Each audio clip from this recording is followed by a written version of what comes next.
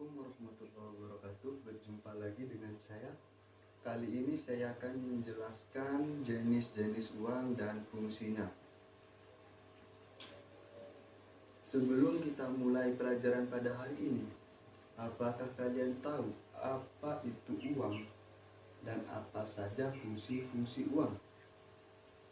Ya, uang itu adalah sering kita pakai dan sering kita lihat.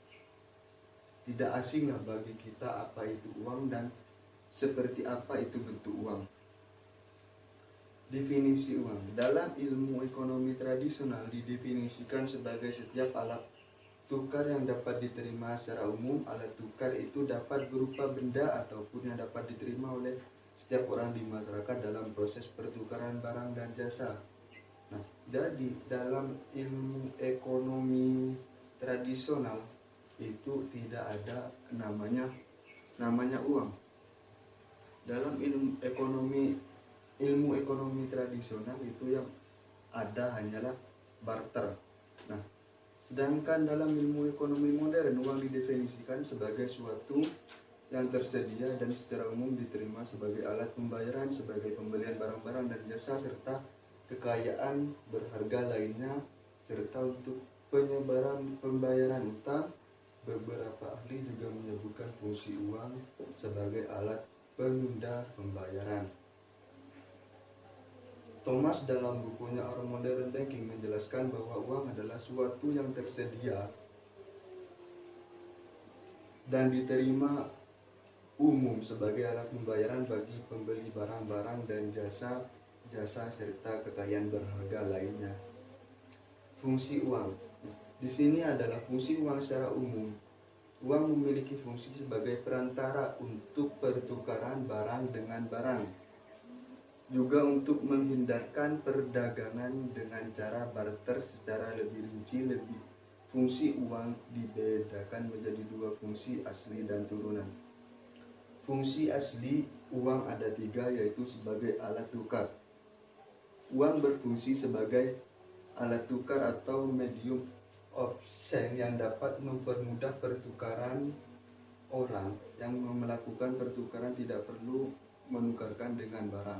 Nah, jadi uang di sini adalah sebagai alat tukar fungsinya. Jadi orang-orang itu tidak perlu menggunakan barang dengan barang untuk mendapatkan barang yang kita inginkan. Kita hanya menggunakan uang, maka kita mendapatkan barang yang kita inginkan. Itu adalah fungsi uang yang pertama. Yang kedua adalah uang juga berfungsi sebagai satuan hitung. Nah, jadi uang itu berfungsi sebagai satuan tolak ukur kekayaan, tolak ukur barang dan jasa. Nah, jadi uang itu jadi tolak ukurnya. Kekayaan orang si A ini berapa, kekayaan si B ini berapa. Jika banyakkan A, maka lebih kaya si A, dan seterusnya. Fungsi uang yang ketiga yaitu berfungsi sebagai alat penyimpanan atau nilai valuta, karena dapat digunakan untuk mengalihkan daya beli dari masa sekarang ke masa yang akan datang. Nah, jadi semisal kita menjual suatu barang dengan harga sekian juta. Nah, uang itu kita tabungkan, taruh ke bank. Maka uang yang kita taruh atau kita simpan itu bisa digunakan pada tahun atau pada masa yang akan datang. Nah, jika kita barter dulu, jika kita menaruh pisang ingin ditukar kepada pepaya, maka jika ditunda untuk masa yang akan datang, maka pisang itu akan busuk, tidak bisa digunakan kembali. Itulah fungsi uang yang terakhir sebagai penyimpanan nilai. Jenis-jenis uang yang beredar dalam masyarakat dapat dibedakan dalam dua jenis, yaitu uang kartal, sering disebut sebagai common money, dan uang giral. Uang kartal, apa sih uang kartal itu? Uang kartal adalah sering kita kenal dengan uang cash. Pernah tahu uang cash? Ya, uang yang selalu kita bawa dalam bentuk rupiah. Uang 5.000, 1.000, 2.000 dan sebagainya itu adalah uang giral yang selalu dipegang untuk biasa digunakan transaksi oleh masyarakat menengah ke bawah. Sedangkan uang giral dimaksud dengan uang giral adalah uang yang dimiliki masyarakat dalam bentuk simpanan deposito yang dapat ditarik sesuai kebutuhan. Uang ini hanya beredar di kalangan tertentu saja, hingga masyarakat mempunyai hak untuk menolak jika ia tidak mau barang atau jasa diberikannya dibayar dengan uang ini, atau menarik uang giral orang menggunakan cek. Nah, jadi uang giral ini tidak semua orang memiliki atau memegang uang giral, karena uang giral ini adalah berupa saldo yang biasa digunakan, yang kita kenal dengan kita menabung di bank dan kita memiliki ATM dan saldo kita sekian. Nah, itu dikatakan adalah uang giral. Nah, terus di sini adalah menurut bahan pembuatannya. Menurut bahan pembuatannya terbagi menjadi dua, yaitu uang logam dan uang kertas. Uang logam itu adalah biasa kita ketahui sekarang adalah uang 1.500 dan berapa 500, 1.000 dengan 500 itu yang umum untuk saat ini. Uang terbuat dari logam biasanya dari emas atau perak, karena kedua logam itu memiliki nilai cenderung tinggi dan stabil. Bentuknya mudah dikenali, sifatnya yang tidak mudah hancur, tahan lama, dan dapat dibagi menjadi satuan yang lebih kecil tanpa mengurangi nilai. Nah, jadi uang logam ini bukan uang logam yang sekarang. Uang sekarang itu adalah terbuat dari logam murni. Tapi di sini uang dahulu itu terbuat dari emas atau perak, karena kedua logam itu memiliki nilai yang tinggi. Nah, uang logam memiliki 3 macam nilai. Yang pertama adalah nilai intristik, yaitu bahan untuk membuat mata uang. Nah, kalian pernah tahu kan dahulu kala uang itu menggunakan uang berupa kepingan emas. Nah, di situ termasuk adalah nilai intristik, bahan untuk membuat uang itu. Maka jika uang itu terbuat dari emas, kepingan emas, maka uang itu seharga dengan emas pada saat itu. Nilai intristik yaitu nilai bahan untuk membuat mata uang. Misalnya beberapa nilai yang kedua adalah nilai nominal. Nilai nominal yaitu nilai yang tercantum pada mata uang atau cap harga yang tertera pada mata uang. Nah, jadi nilai nominal itu adalah nilai atau cap yang tertera pada uang tersebut. Kalian saat ini misalnya memiliki uang dari 1.000 sampai 100.000. Nah, itu kan semua sama-sama terbuat dari kertas. Bagaimana kita mengetahui jumlah nilai uang tersebut? Nah, dengan situ kita cukup melihat nilai nominal yang tertera pada uang tersebut, maka kita akan mengetahui jumlah nilai yang ada pada uang tersebut. Selanjutnya adalah nilai tukar. Nilai tukar adalah kemampuan uang untuk dapat ditukarkan dengan satu barang atau daya beli. Saat kita menukarkan uang kita dengan satu barang, maka yang dilihat adalah nominalnya. Jika uang kita 500, maka 500 rupiah, maka kita akan mendapatkan sebutir permen. Nah, jika kita memiliki selembar 10.000 rupiah, maka kita akan mendapatkan semangkok bakso. Nah, itulah nilai tukar yang ada di uang.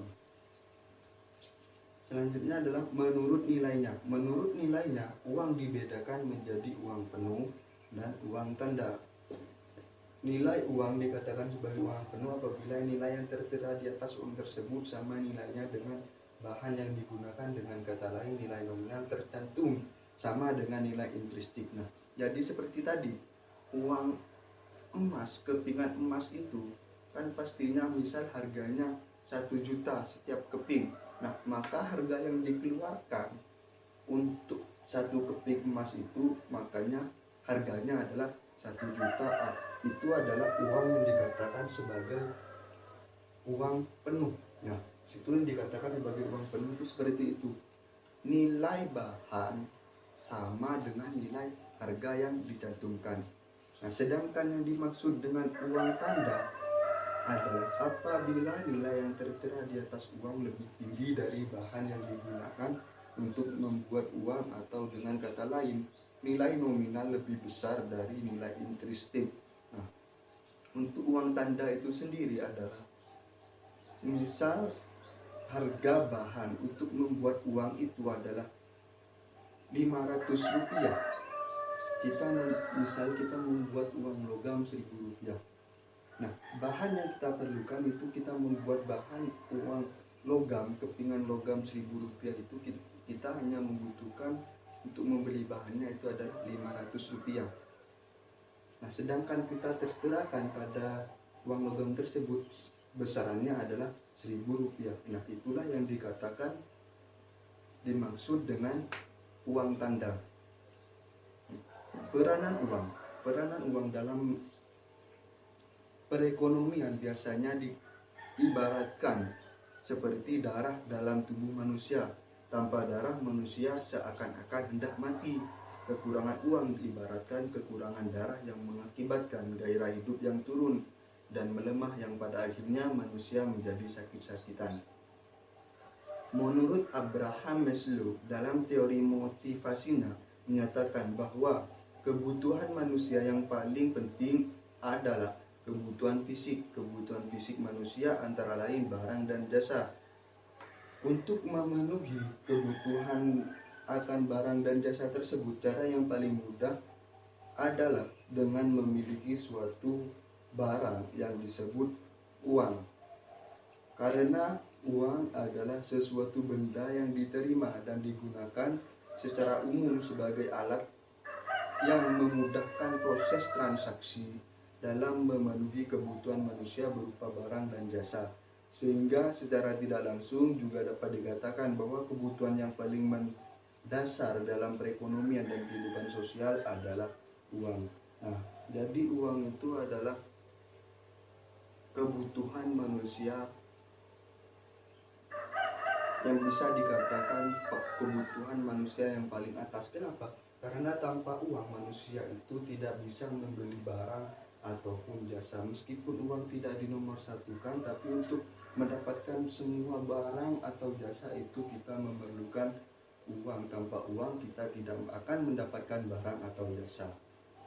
Nah, jadi cukup sekian pertemuan pada hari ini. Jadi kesimpulannya, uang itu adalah